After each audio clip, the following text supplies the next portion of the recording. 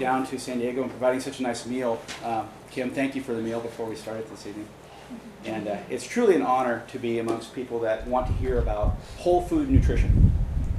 It seems that it's kind of a people see it as kind of a strange, politically incorrect, weird thing to be talking about what we're talking about tonight. But for thousands upon thousands of years, it's what we ate. And it was discovered in the 1930s by Dr. Weston Price, and in fact there was real science behind what we ate for thousands and thousands of years. And the truth of Mother Nature came through in the diets of people all around the world that had near perfect nutrition from their foundational diets that included lots of good different kinds of biodiversity in their bacteria that they ingested. And the foods that they ate came from grass-fed animals or marine sources of fish that had sources of algae and so on and so forth. And all were very enzyme-rich and had raw fats. And those three things are missing in America today. We don't have raw fats in our diet, unless you like sushi quite a bit, or roadkill, and we don't eat those things very much. And we don't eat seal blubber very much either. Enzymes are pretty much missing in our diet because everything's cooked or preserved. And enzymes are actually anti-long shelf life, so it's not really seen on commercial shelves. And bacteria is seen as, bacteriophobia. Bacteria kills you. So we have missed the foundations of what Dr. Price found as foundational foods around the world. And now we're seeing the manifestations of that 70 years later in America by seeing blights of disastrous chronic long-term diseases and acute short-term diseases that are killing people left and right. I mean, we can start tonight and talk about 15 of them really easily. I mean, obesity, diabetes, autism, Crohn's disease, irritable bowel syndrome, asthma, allergies, eczema. I mean, we go on all night long. Things that have never been seen prior to 1930s and the 20s were never seen. So we as conscious consumers need to get educated quickly about what foods can prevent disease versus going to a doctor after you get sick and try to prevent it with some kind of, or cure it with some kind of FDA-approved drug. How many of you have seen advertisements of these drugs that they've got? And they've got this long laundry list of these side effects that will kill you, and literally, including death. So we're not talking about that today. We're talking about not taking your brand new car into the mechanic and say, turn off my warning light on the dashboard, and not fix the underlying problem. We're talking about fixing the underlying problem so you never have a warning light. We're not talking about taking care of signs and symptoms. We're talking about underlying physiological changes in your body so your body can fix itself like it's supposed to. And that's the beauty of what's going on. I came down here with Blaine to meet with you, to forge a relationship with you, answer your questions, take any of your concerns, and provide food to you. That's what I did. I'm doing here. I own Organic Pastures Dairy, and I often say I don't own a thing, it owns me. Because when you own a dairy, it's 24/7. But we have a dairy in Fresno, California that's grass-based, organic, and we milk about 350 cows, and we serve about 350 stores every week with 10 trucks and 30 people that work really, really hard to bring fresh raw milk to those people in California, and other raw products as well besides raw milk. And the word raw is kind of a misnomer. It's unprocessed whole food. Raw is kind of got roadkill, bloody connotations, unfinished, unsafe.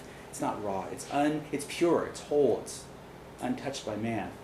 And that's what we bring to 350 stores every week. And the people are getting it. In this time of crisis, economic crisis and uncertainty in our country and the world, it's very interesting to see when everything else goes south, raw milk goes north. Our sales have climbed in the last month and a half. It's amazing.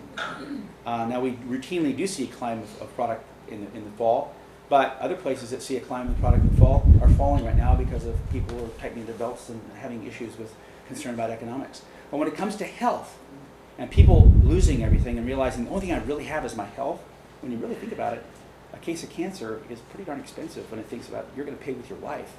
Or asthma or allergies, or maybe you can't pay for medications anymore, you need to prevent it by just having a good, wholesome lifestyle.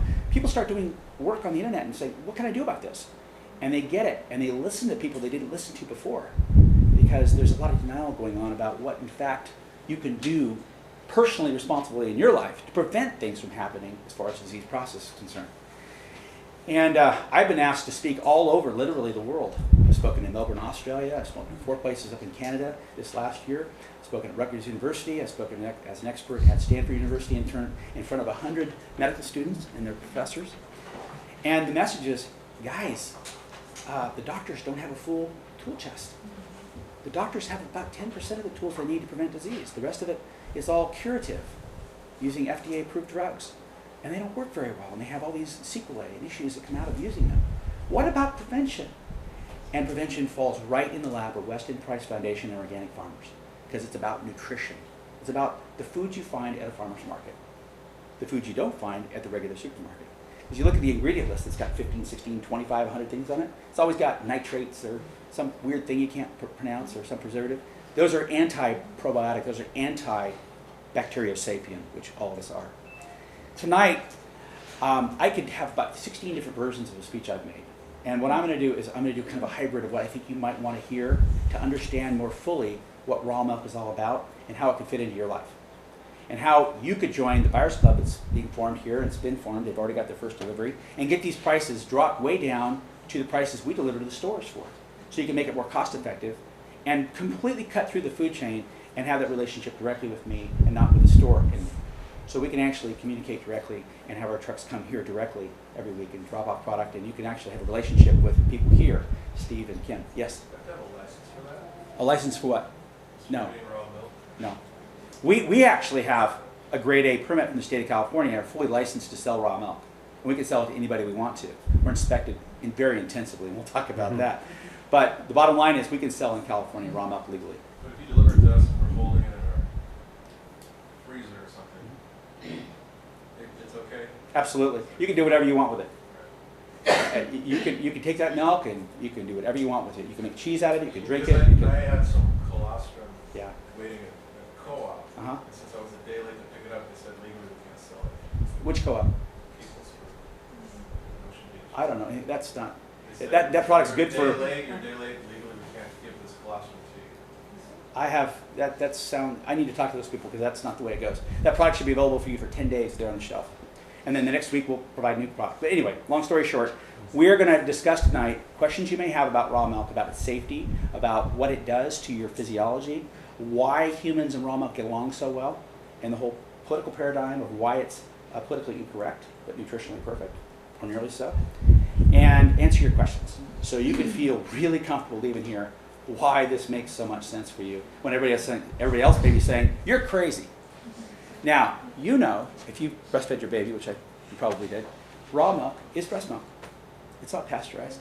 I asked the doctor about that, in fact, when she was only 4 days old. And what did he say? Should I pasteurize because we told him, oh, we drink raw, goat's milk. We didn't even say raw, we just said, oh, we milk our own goats and we drink it. And he said, are you sure you heat that milk to whatever it was, 180 degrees? I'm like, I don't even know what the level was because we don't do it. And so then I just asked him, I said, oh, should I do the same to my breast milk? And he just like, he didn't respond, he just was like.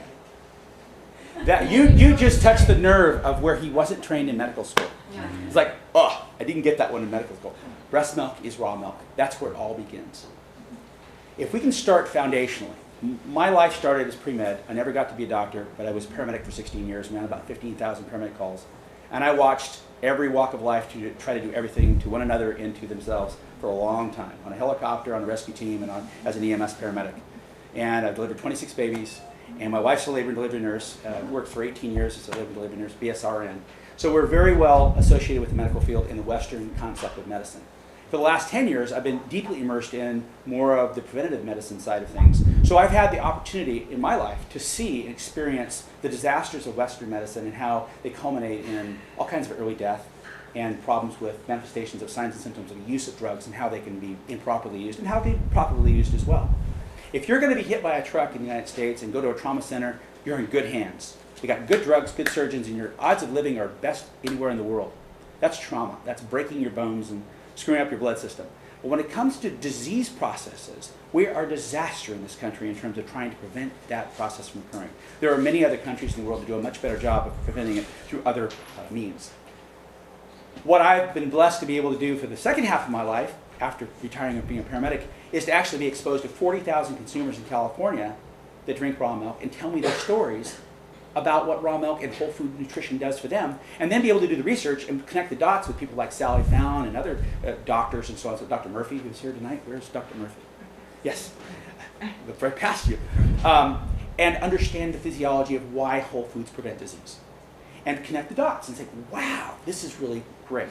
So now, here I'm sitting on top of 40,000 people in California that converse with us all the time through email, telling us their experience about what raw milk has done for them and other whole foods, and then connecting the dots and trying to get universities to study this stuff and understand the politics of the pushback, that universities get money from industry. They don't want to research this, so there's no money to even look at it, and understand the corruption behind not wanting to look at truth.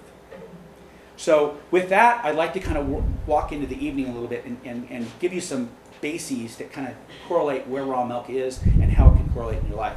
I've also brought a video this evening that won the best Canadian new, what's the word? It was an investigational video. It was a documentary this year, about 3 weeks ago. It won the best Canadian documentary video that has some organic pastures dairy footage in it. So I thought I might show a few clips of that, but it's too long to take up your whole evening, so I don't want to do that. But it's a great video and it's beautiful. And